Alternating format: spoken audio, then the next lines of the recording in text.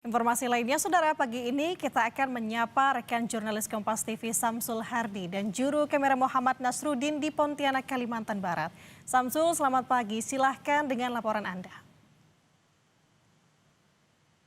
Baik, Nanda dan saudara, dapat kami informasikan untuk Kompas Sahur hari ini ada dua informasi menarik yang akan kami hadirkan untuk Anda di rumah. Yang pertama, di Kabupaten Kuburaya, Kalimantan Barat, ada kue tradisional yang kerap disajikan warga selama bulan Ramadan ini, yakni panganan yang bersama kue bingke yang sudah bertahan sejak tahun 20 tahun ini.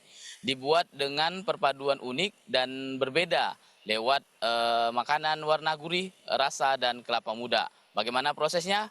Ikuti liputannya yang berikut ini. Saudara, hari ini saya akan mengajak Anda untuk melihat langsung proses pembuatan kue tradisional bingke. Nah, tempat saya berdiri saat ini adalah rumah produksi yang akan membuat bingke tersebut. Uniknya di tempat ini, rasa yang dibuat lebih bervarian. Yang salah satunya yang menjadi favorit masyarakat adalah rasa bingke kelapa muda. Nah, bagaimana saudara proses pembuatannya? Mari ikuti saya.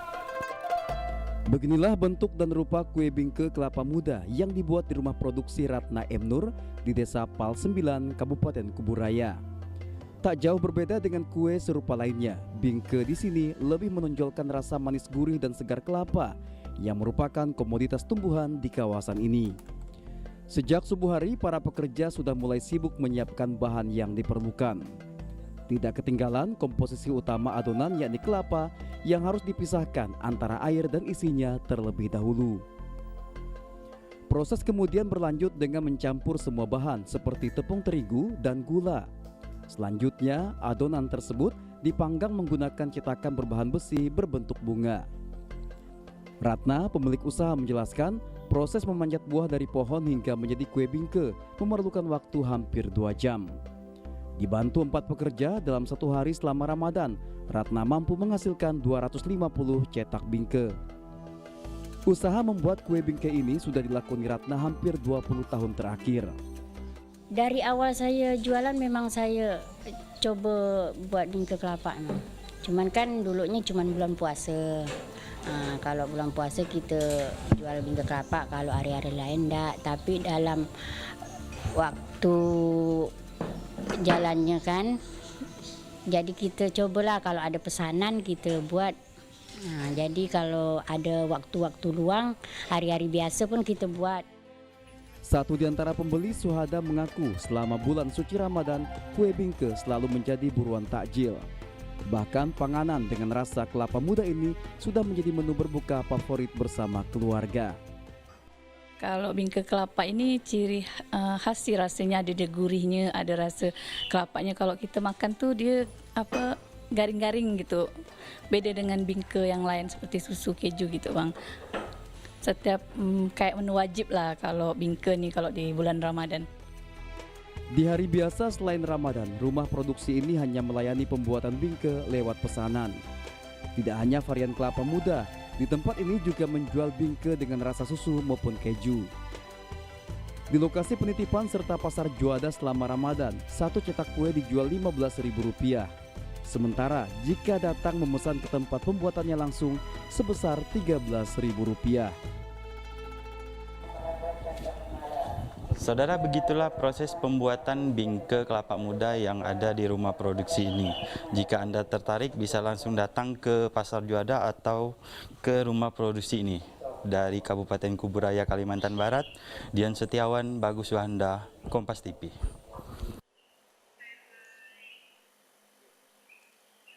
Baik, informasi kedua yakni Masjid Jami Sultan Syarif Abdurrahman merupakan cikal bakal perkembangan Islam di Pontianak, Kalimantan Barat. Masjid yang berdiri sejak abad ke-18 ini tak hanya sekedar tempat ibadah, tapi juga pusat penyebaran dakwah dan pendidikan Islam di Kesultanan. Ya, saudara Kompas TV, kali ini saya akan mengajak Anda untuk menilik perkembangan Islam di kota Pontianak. Nah, saya sudah di atas sampan menyusuri Sungai Kapuas. Perlu diketahui saudara, Sungai Kapuas ini merupakan satu-satunya jalur yang dilintasi oleh Sultan Syarif Abdurrahman Al-Qadri untuk berlabuh menuju lokasi yang akan ditetapkan sebagai Istana Qadriyah dan Masjid Jami Pontianak.